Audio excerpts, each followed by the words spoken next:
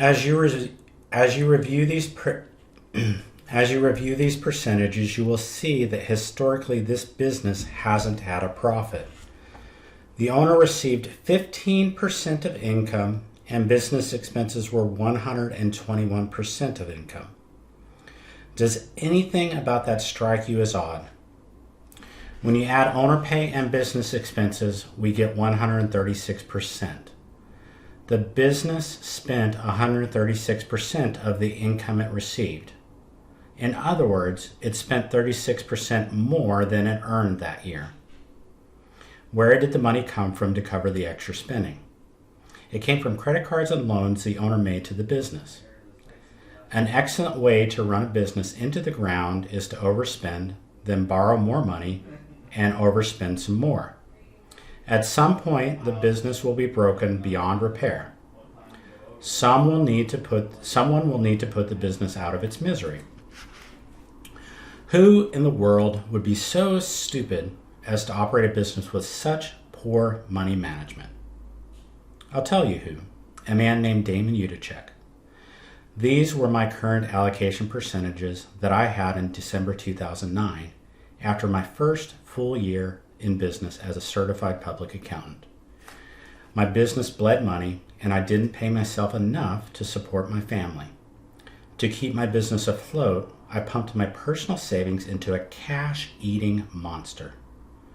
I deluded myself with thoughts of all the money I would make during the spring months of tax season. While my income during the first half of 2010 surpassed my total income for the prior year, my business expenses were too high. I allowed my business to be caught in a cycle of spending more as it made more. Years later, the words of my business coach, 𝐦𝐨𝐬𝐬, "You can't out-earn stupid," rang at my core as I remembered how stupid I had been in my first 2 years of business. When I paid myself, it was only if I had enough left over after I paid everyone else. I neglected the fundamental truth that I was the most important person in my business, and as such, I deserved to be paid first and best. I had to take drastic action. It was time to stop the bleeding immediately. After pounding my head against the wall for the 500th time, I'm being kind of kind to myself. It probably was more like the 4,000th time. I ultimately learned the following lesson. Total spending, including profit, owner pay, tax, and business expenses, cannot exceed income. If it does, you will never get ahead. A business will not prosper if it spends more than it makes. I came to this realization in July 2010 when my credit cards were maxed out and my personal savings were depleted. I backed myself against the wall because I couldn't get money from myself anymore. The only way to get money was to run my business profitably. I made two fundamental changes. One, I paid myself with every dollar that came into my business. I set up my owner pay bank account and nicknamed it the Damon bank account. As soon as I made a deposit, I moved 10% from my business expenses account to my Damon account. I forced my business to function within the remaining amount in the business expenses account.